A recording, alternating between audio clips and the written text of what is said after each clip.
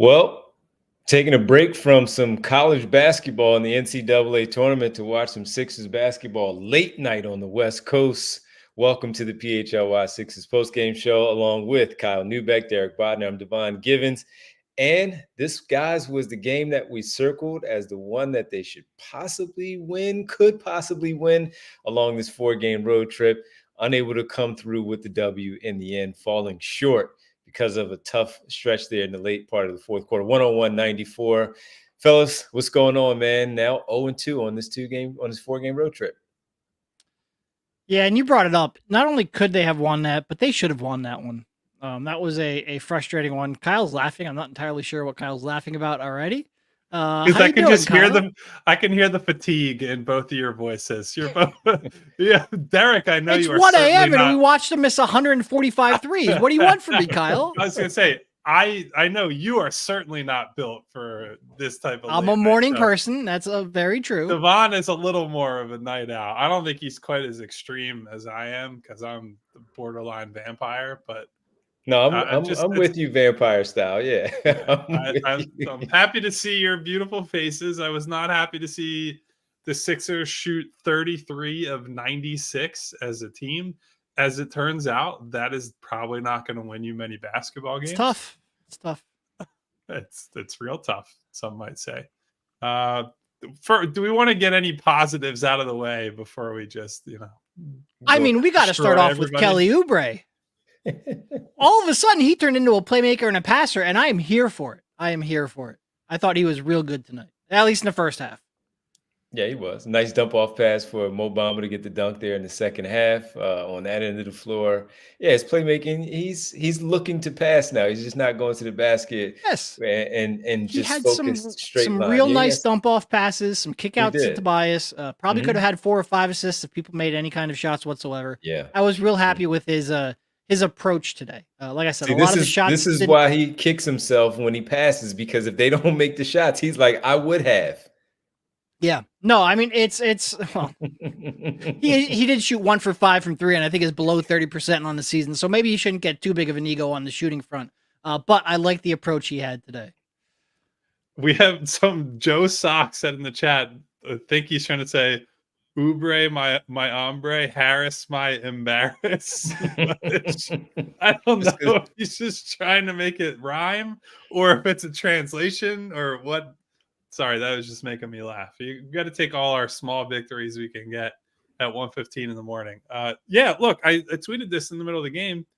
If we are searching for the positives first, I think the big thing with Kelly for me is that he has shown a level of self-awareness and receptiveness to coaching in recent weeks that I wasn't sure he had in him. But he has admitted himself, like, look, I went over a lot of this stuff with the coaching staff, with Nick Nurse, with Kobe Carl, saying, hey, look, Kelly, you got to look for guys when you're driving. Like, the driving is great, but it's got to come with playmaking. It's got to come with setup ability. The on-ball defense can be very good at times, but you got to have your head on a swivel. You got to play with awareness away from the ball, which, look, there were still some tough moments from him there on that end of the floor. But I think by and large, he has improved there. And I think he also made a lot of good plays as a help defender tonight. And so, look, the shot was not falling the entire second half, but that was true for the entire team. I'm at least happy to see the things that we just assume are like, well, he'll never do that. He'll never be good at that. He has corrected some of that stuff. And it did not help them win the game tonight, or it did not win them the game outright tonight.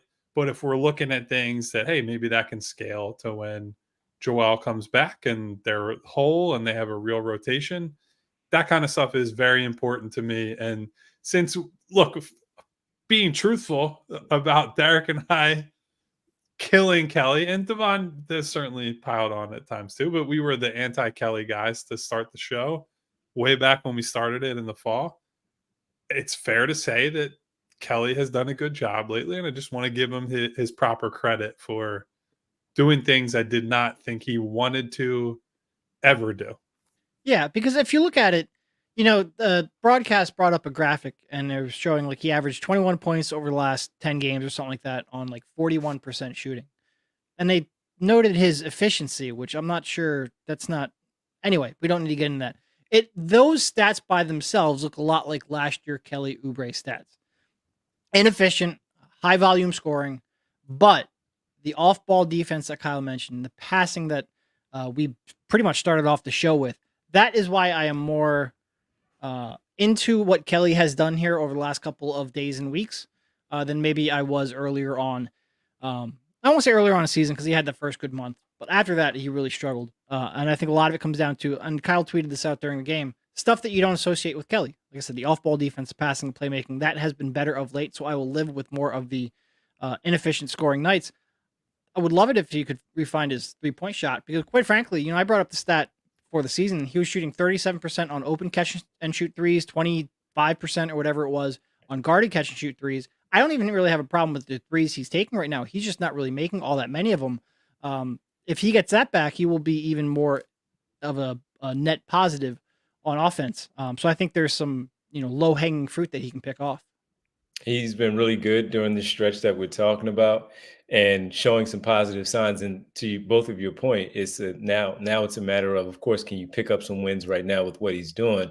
But if and when Joel Embiid does come back, how does that stuff still translate to the floor while the big fella takes the floor? And you get maybe a few other, maybe Robert Covington, who knows, Anthony Melton with all of the stuff that we talk about. But when and if Embiid comes back, can it still have the same type of impact? Will he still have the same mindset and not just look to come off the bench and just go scorched earth on that second unit? Sure, he can do it. Just like you said, Kobe Carlton, we all know you can score.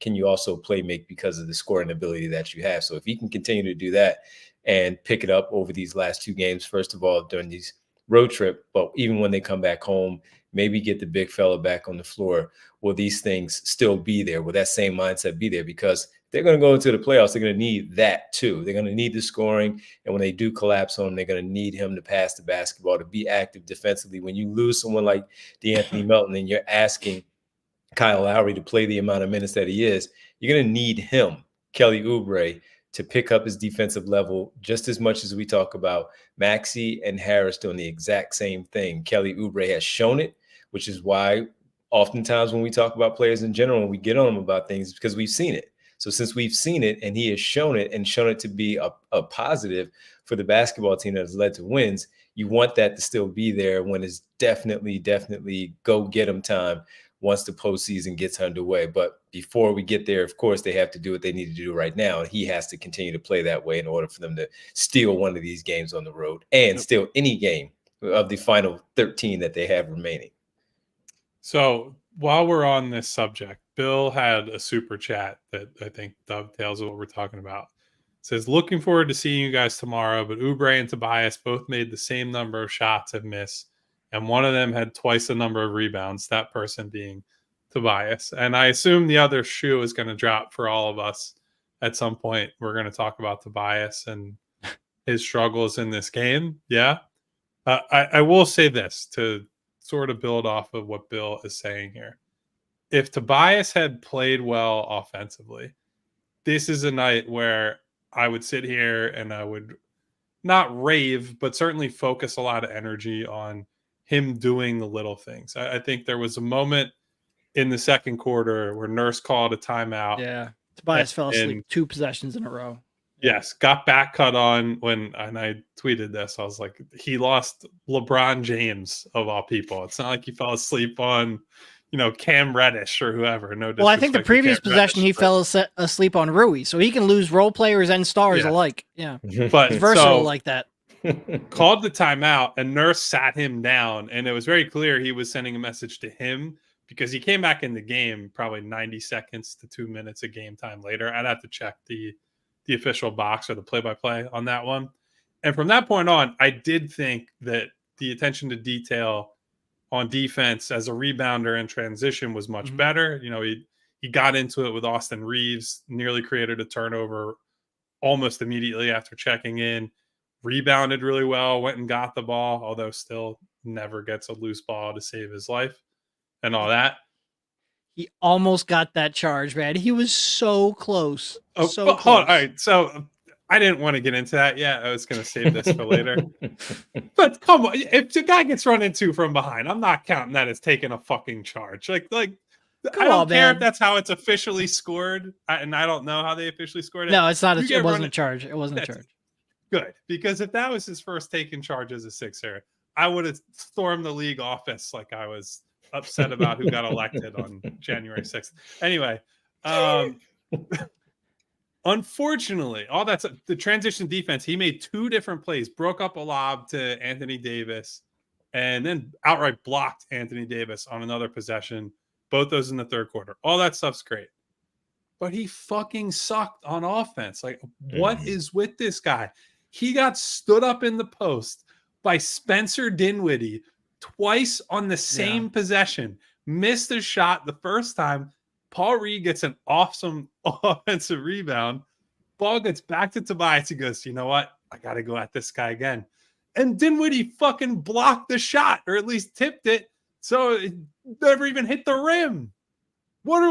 How is this happening? You can't post up Spencer Dinwiddie successfully. And look, I was happy to see the 3-point volume be there, right? Like, that's good. We harp on him for not taking rhythm threes. I like that he took some pull-up threes tonight. But to Bill's point in the super chat, where Oubre and Tobias made the same number of shots and misses, Tobias rebounded better. Look, I get it. One of them makes $40 million. Like, I hate to go back to the money thing all the time, but like, he was featured in the offense. They spent the entire first quarter trying to get this guy going, and he's 2 for 8. Like, what are we doing here? I just, it's crazy. I will say Bill's comment there, see you guys tomorrow, threw me for a second, and then I forgot. I realized what time we are recording this on. Yes, he is absolutely 100% correct. No, that one possession where he had a nice block on the defensive end, came down and then spent 8 seconds trying to get in the post up only to commit a turnover. It was the epitome of the Tobias Harris experience. That was incredibly frustrating. Incredibly frustrating.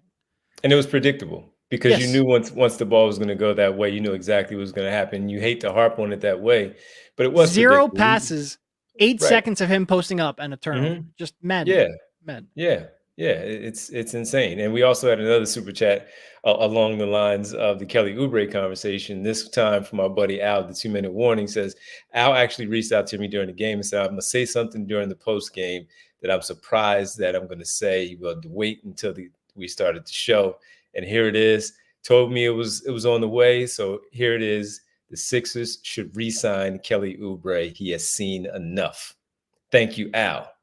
Well, let's see what happens. Let's see how things. I'm gonna save that for an off-season pod because we're gonna have a lot of those. a lot of those. So he has shown some good signs, Al. You're absolutely right, which is why he is at the top of the show to talk about the positive and what happened tonight.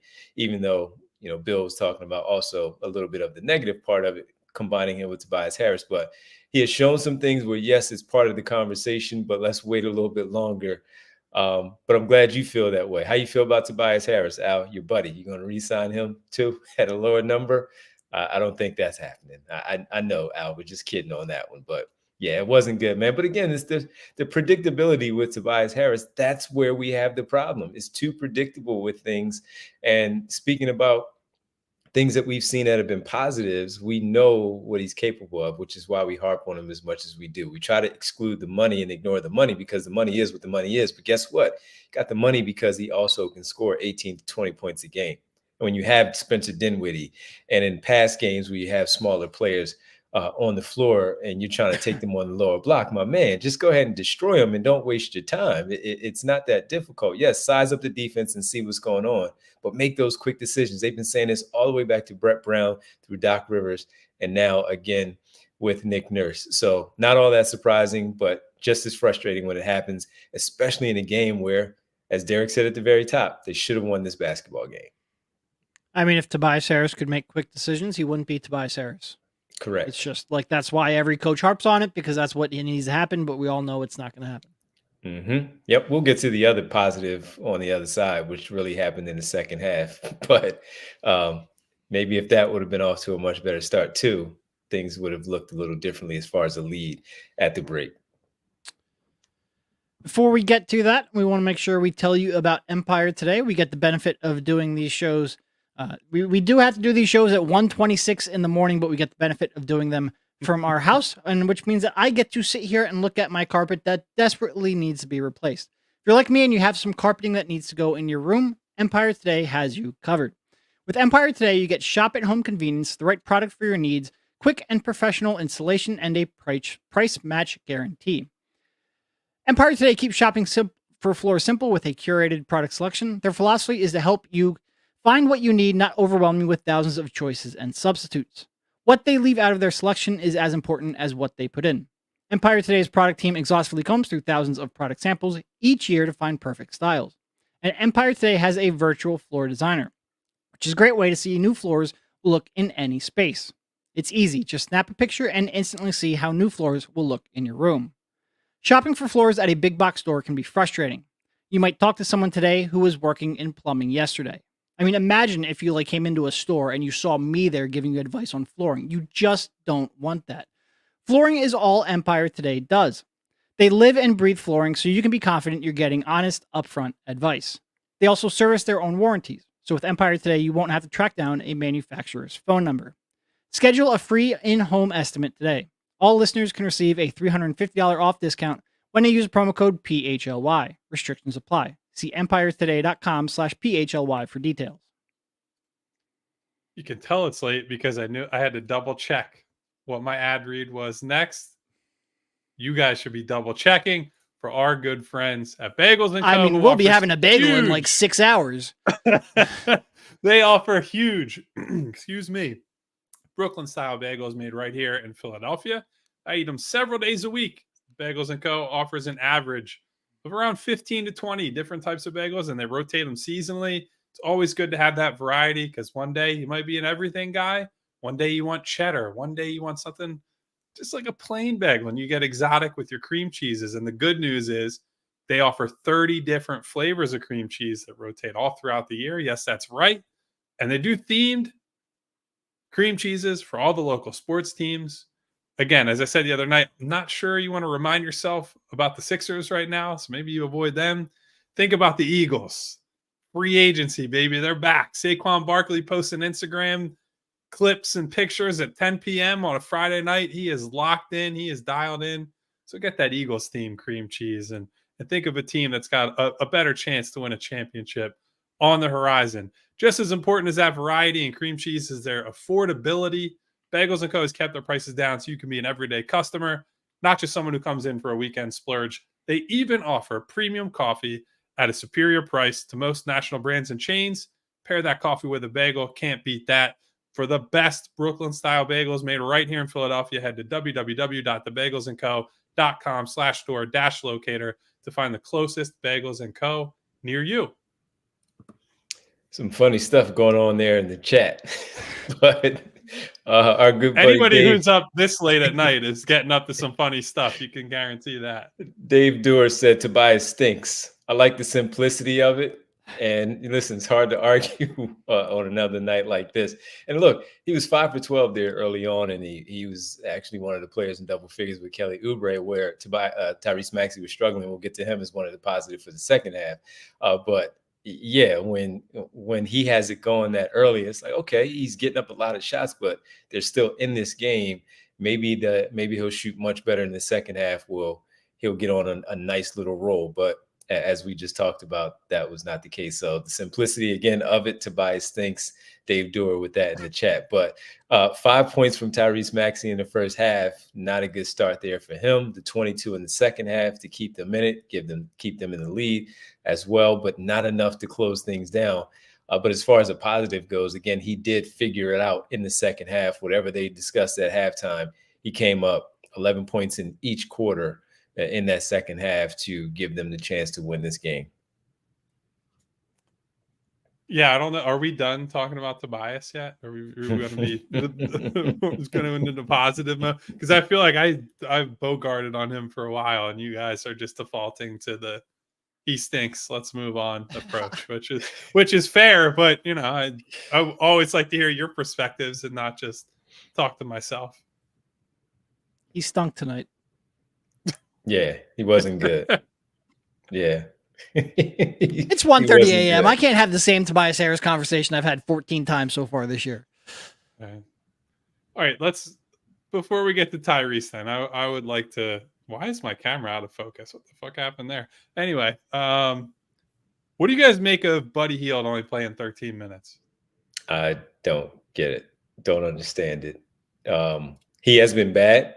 As we know, he hasn't been really good, but he's had his moments over the few of these games here, especially against Miami and the game that they won on Monday, also against Saturday against Charlotte. But yeah, I didn't get that. I didn't understand why. It wasn't necessarily a matchup thing. Sure, they have some length out there, but when you do have other players that you feel like he can at least run around with when it comes to Reeves and Russell, at least just being able to, again, run with these players out there on the floor, I didn't really get it. Mo Bamba played a lot of minutes also where Paul Reed got into some foul trouble, and I understood that. But the Buddy Hield thing was a little bit surprising that he didn't play more than 13 minutes overall throughout the night.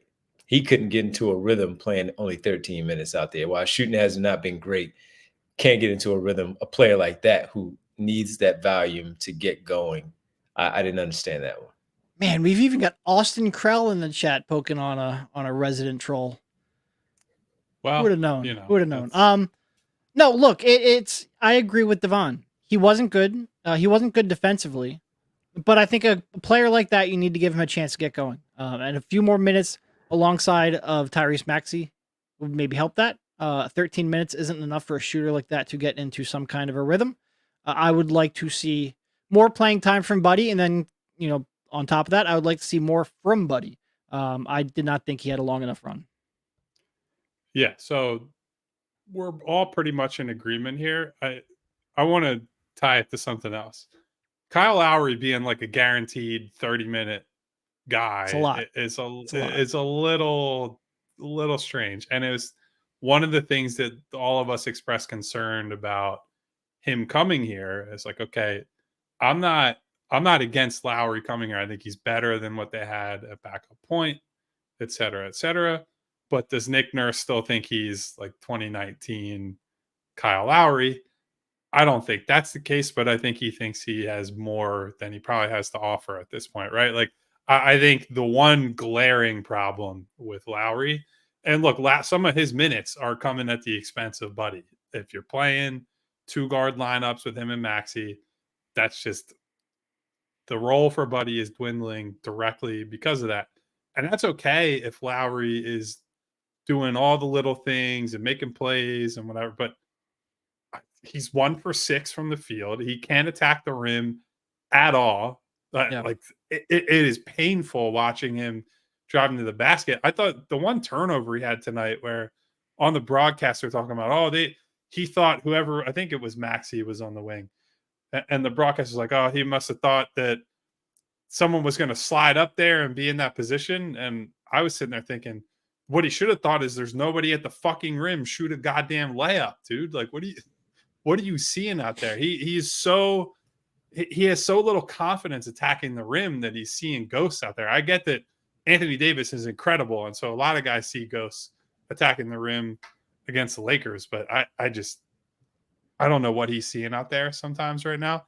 And then to add on top of that, I thought Lowry had one of the worst fouls of the season, certainly the worst foul of the game, when it's a 5-6 point game with 2.5 minutes left, and he's taking a foul 94 feet from the basket for no reason. It's like, what are you doing, dude? So if he's supposed to be Mr. High IQ and puts people in the right places and does the right things, well, some of that includes you got to shoot open layups and you got to not take stupid fouls. So I'm judging him on that. And circling back to the Buddy thing, he's not playing well. He's not shooting well. And so Nurse reducing his role is understandable in that way. But the guys who are getting minutes over him have to perform themselves. It's the same. It's a different version of the Tobias Harris problem, where it's okay to reduce other people's roles. It's okay to be like, well, Ricky's too young and he can't play and do this. And okay, well, then Tobias can't play 40 minutes while he's playing shitty. Tobias played more minutes than any other player on the floor tonight. Why does he have an unlimited leash? So same principle for Lowry.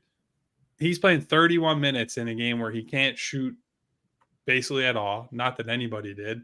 Give somebody else a chance that might be able to get going. That's all I'm ultimately thinking here. Yep. 100%. And if Kyle Lowry is going to be out there and he's going to have some crucial minutes, give him a breather, give him a break. And with that break, you have Tyrese Maxey has been running the point all season long. He is still more than capable of running the point guard position with Buddy Hield next to him in the backcourt, with Kelly Oubre, Tobias Harris, and Mo Bamba or Paul Reed on the floor with him. So that's where, as you guys asked the question about the 13 minutes, that's where it was puzzling, because it's like Tyrese Maxey is capable of running the offense, still scoring. And as he does that, when he kicks the ball out, he's kicking the ball out now to Buddy Hield. And there might be a chance that he's wide open and he knocks down one. And then he knocks down that one. They have to close out again. Then he drives to the basket and gets a layup. Then he knocks down another. And now he might be in a rhythm where that 13 may jump to 23. And the shots are now falling where a 1-point lead or a 2-point lead that is now going back and forth might be extended a little bit more. So this was one where I did look at Nurse and I thought he overreacted to, yes, that Buddy Hield has not been playing well, not been shooting the ball very well. And of course, he trusts Kyle Lowry, but Kyle did make some tough decisions there with that one ball being thrown out of bounds where he was right at the rim, and a few others that were there that you expect him to kind of take that shot. For the most part, we know that Kyle Lowry is going to give you the effort. It's just the other things that come with it at this stage of his career. Giving Buddy Hield an opportunity to get going in a game where they're already in it, let him get off a few of those shots and see if it starts to roll. And if it does, then you're probably in a pretty good place. Yeah, and it wasn't just one game. Like, he only played 15 minutes against Phoenix too. And now you bring Tobias back into the equation and his guaranteed 35 to 40, like Kyle mentioned. You do wonder, all right, how much opportunity is Buddy going to get? And this is a player. Look, I get if Nick Nurse is down on him with the his off-ball awareness, but you're playing Tobias Harris 35 to 40 minutes per night, who is completely lost off-ball as well. I would like more. Look, Buddy is the only one out there that really has, regardless of his shot is going in or not, he has gravity every play. I would like to see him paired with Maxey more often than he has been. I understand you want to get Kyle on the floor to get a little more passing and a little more playmaking. Kyle is probably your best playmaker right now, but that's sort of the problem with this team, is that players who are elite, or at least your best on your squad at one thing, are borderline unplayable in almost every other facet of the game. It's not a great rotation to have in that regard. It all makes a little more sense when Joel Embiid comes back, but I would certainly like to see Buddy more. And certainly when Joel Embiid comes back, I think you better be seeing Buddy more, because you need him to space the floor. Yeah, and I think you can't just, like, if you play Buddy 10 to 15 minutes a night for a month and then you're like, oh, hey, here, now you're in a big role because Joel's back. I don't think that's a good way to, you're going to essentially keep him out of rhythm for this whole period and then expect him to be this hand in glove fit that we've all been hoping for with Joel. Like, I don't think that's going to work. And I think you have to live with the warts with Buddy, right? Like, if you trade for him, you go into it clear-minded, clear-headed, and say, there are going to be defensive problems. He's not a big-time creator, although early on we did see that he was a better passer than we probably anticipated, at least was playmaking for guys at a decent clip early on. And he wasn't going to shoot like he shot at the beginning forever, obviously, and that is borne out over time. But it's a similar thing to, all the arguments that were had about Isaiah Joe before he left here. It's like, well, he's not making shots. Well, it's hard to make shots consistently if your minutes are getting jerked around and you don't have any real time to get into a rhythm. Like, Kyle Lowry didn't hit shots. He had 31 minutes, and Nick Nurse didn't consider sitting him down. And I get that his value is thought of as more than just the shot, but if he's losing minutes to Lowry in that specific spot, in that specific role, you got to judge him on at least semi-similar principles. So I don't know. We'll see. I guess we'll have to reserve judgment until Joel's back and you see the two-man game that they're going to presumably get into. But he's in a bad spot right now, really in the doghouse.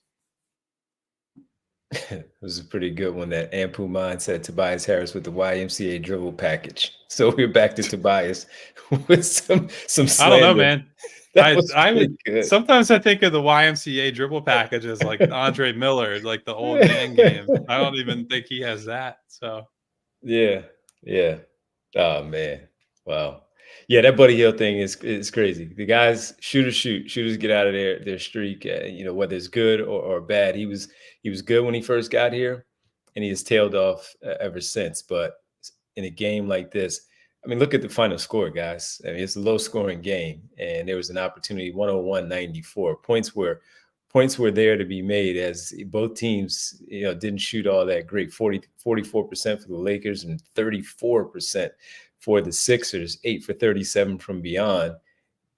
When you have one of your better shooters that's on your team sitting right there, you have to give him some minutes. And like we said, putting him in the backcourt to give Lowry a break and not tax him too much with Maxey there. Maxey got going in the second half. And part of that, yes, playing off ball of Kyle Lowry, but you can also see him playing off ball because if Buddy Hield does, in fact, get hot, now they have to worry about both of them in that backcourt. And that's where the question comes in for Nurse. Hopefully that's corrected by Sunday.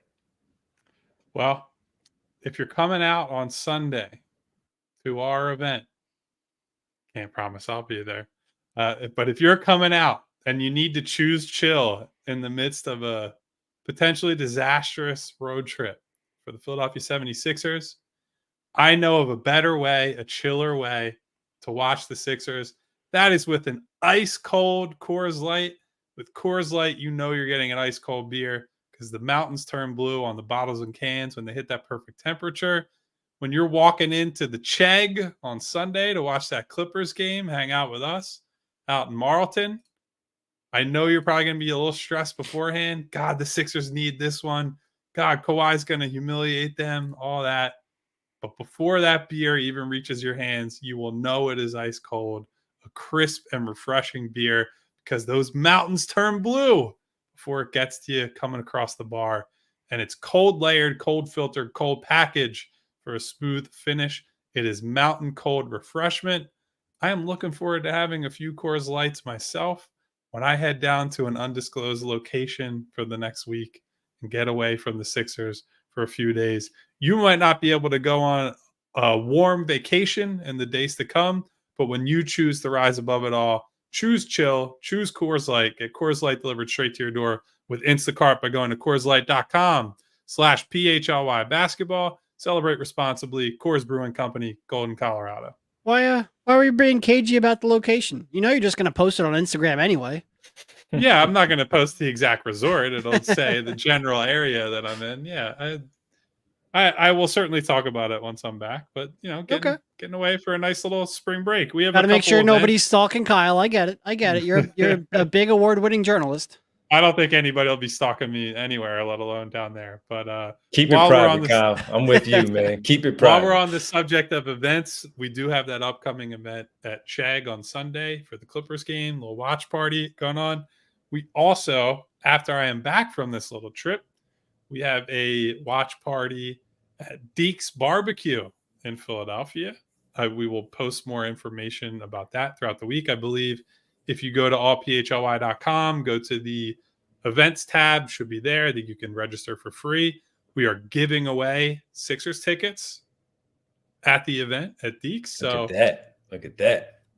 Be some cold Coors Lights going around, right? Sharing some brewskis, possibly sharing some tickets with you if you win the giveaway. So that'll be next Friday. So what is that? The 29th, I believe. Come on out, hang out with us. All of us will be there. Have some beers, have some barbecue, watch the Sixers. Maybe you'll win something. Who knows? And before we get to Tyrese Maxey, and you're sitting back right now over these last 2 days, Thursday and Friday, to start, it's the best part of the tournament where you have college basketball tournament. The first weekend is fantastic from Thursday through Sunday as they figure things out and knock teams out. But you're doing so and you're like, I wish I was in a better spot in my home where I could post maybe 2-3 televisions in your man cave. Well, if you're looking for a new spot and you're looking to get a new home to do just that for your better viewing pleasure of college basketball for next year, because of course you may not get it done so fast. You have to check in with our good friends from Mortgage CS, and Mortgage CS with Ben allowing you to text him or call him and email him. I'm sure he would want to talk some college basketball with you. But as far as looking for a home, if you're looking for one sooner and also later, Mortgage CS is the place for you. Again, I've discussed it with my guys here on the team about maybe myself looking for something new. And I know that I'm going to certainly contact the guys because they offer refinancing options for you as already a homeowner at the moment, but even for someone like me or the other person down the line there in the chat that is looking for a new home, this is the place for you to go. The spring purchase market is almost here and heating up very quickly.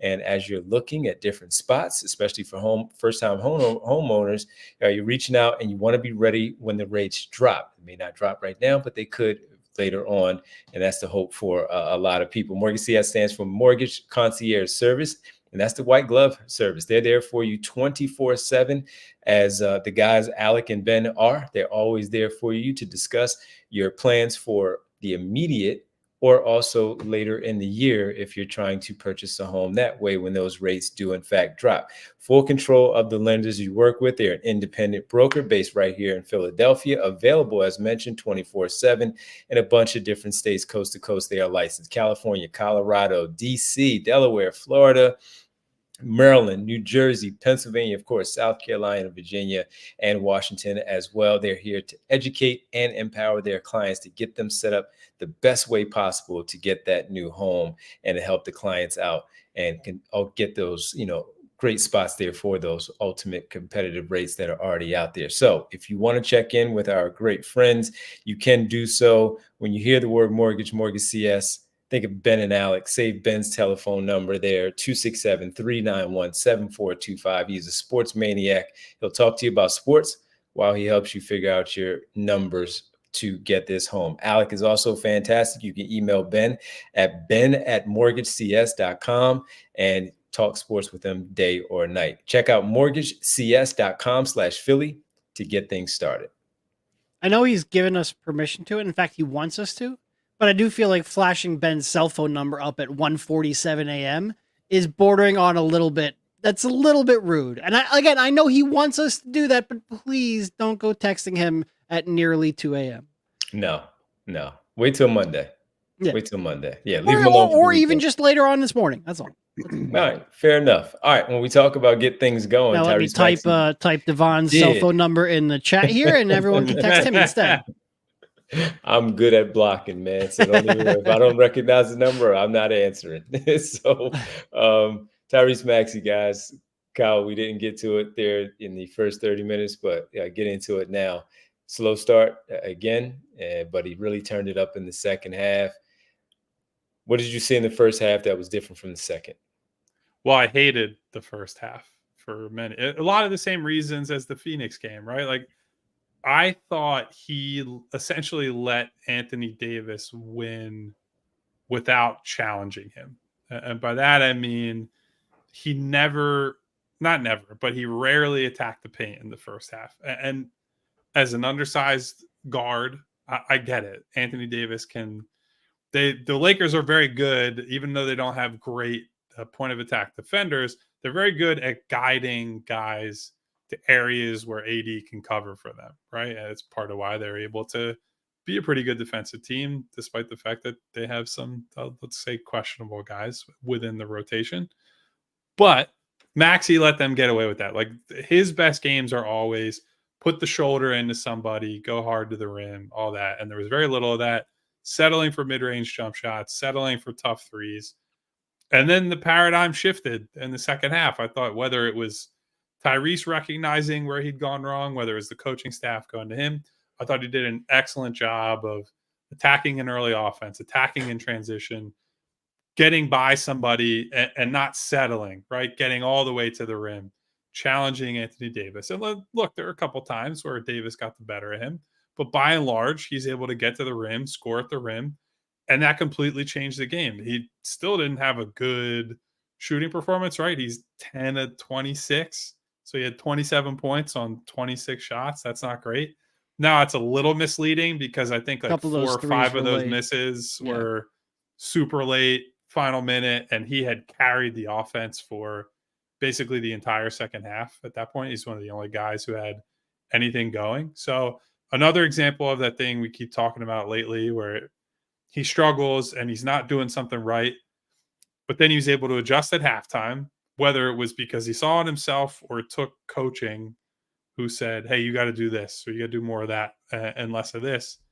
He arrived at the right conclusion, added what he needed to, and played a hell of a lot better. And so it didn't matter, in part because he struggled in the first half and they weren't able to take a bigger lead with LeBron borderline point shaving for the half of that game, maybe even more than that.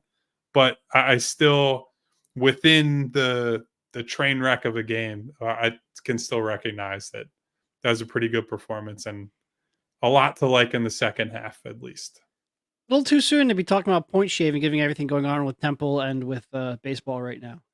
Careful on that one. It's crazy. Listen, I didn't go to Temple, and I'm not a translator for Shehi Ohtani, so I have nothing to apologize for. Yeah, and this was another one where I thought his passing was decent. I thought that he was another player who, if the Sixers could make a shot, probably ends up with 6 assists rather than what he end up with 2 or 3. I thought he had some good bounce passes to big men. I thought he was decent in that regard. But yeah, when you're not, he salvaged a decently efficient game despite shooting 1 for 9 from 3. And a lot of that was because he just attacked a lot more and a lot more consistently in the second half. Yeah, man. That's all I had. Yeah, that was no, that was pretty. You could see, we watching him the same way we can evaluate Tobias Harris and look at how he likes to do certain things, and you see it in Maxey too. He was just a totally different player there in the second half, and you can see it right away. He came out, he was aggressive, he was attacking, he's never afraid, but the approach was different, and you saw the results of that as the third quarter just kept going along for him to compile those 11 points that he did there in the third, and then even in the fourth. So he just needed a little more help there in that second half to close things out. That's why we talked about what Harris didn't do, the missed shots, maybe Lowry only taking 6, Buddy Hield not playing enough to get those shots off. He needed some more help because he corrected the problem. All right, he did his part. You needed others to do the same thing. So it's not all that often that we talk about him in that way. We had the one game where we discussed it because he wasn't very good, and he bounced back, and he bounces back, and he comes back, and he plays this way.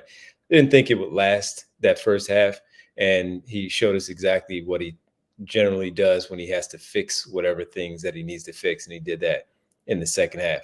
A little too late because, again, if he had set the tone a little bit more in the first half to go along with what Oubre and Harris were doing there, maybe there's a little bit more wiggle room. And by the time we do get to the fourth quarter and he still has it going, maybe it's a much closer game where those possessions are that more valuable down the end. And maybe he's the one that puts them on the shoulder once again and closes it out. But unfortunately, the slow start, having to do so much there in the second half, plus not getting a little bit more from the teammates, they walk away with their second loss of this 4-game trip. All right, fellas. Do we want to do a roll call before we get out of here? As Derek probably shuts his camera off and Derek really did shut his camera off. Get the bell ready, man. To our people who it is 1:55 a.m. local time in Philadelphia. We certainly have people in other markets, right? Like I had a lot of tweeters saying, hey, I'm watching in Europe and it's 2:30 in the morning or whatever. Yeah. I respect all of you too. I love each and every person who comes out for us every day. Want to give a special shout out to the people that are here with us tonight. Money Mar up first, the public enemy #1 in the chat. What up, Mar? We got Brian Bidding, Aaron, Lawrence, Jay of the Jungle, Iro. Let's see, X-Man. Love saying X-Man. What up, X?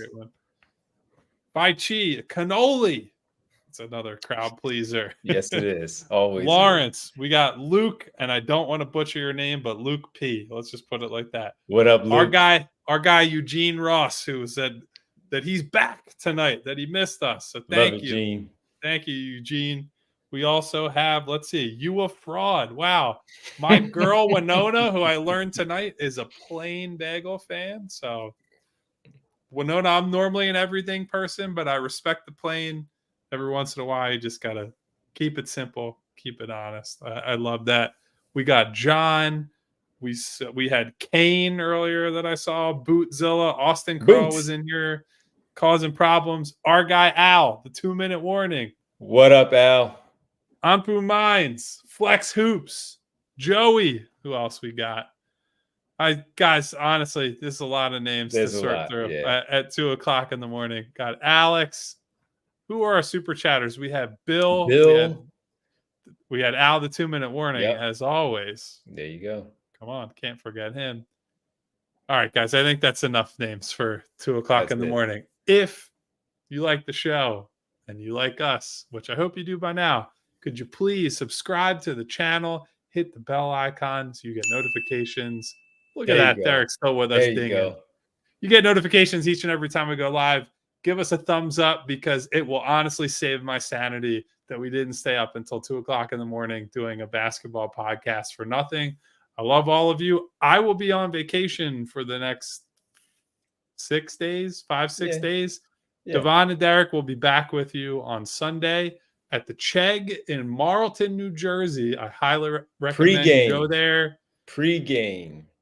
3 o'clock. Oh, I'm getting out of pregame duty too. All right, man. I'm just messing around. So show up pregame. They have great food, great drinks. It's a good spot, lots of space. I don't know what the weather's going to be like here. If it's warm enough, they have a cool outdoor space. It's a place worth checking out, even if we're not there. So come by, say hello. I will see you guys. Are you going to check in on the chat from vacation? There's no way you're not watching the game. It feels unlikely, but we'll see. Yeah, I don't know. Well, that might be like a Kendall, I think, is going to get a massage at some point at the spa. So that'll be my all right, I'll watch the highlights of this game. Exactly. Type moment. So all right. Cool. Anyway, well, good night, everybody. Have a good vacation, man.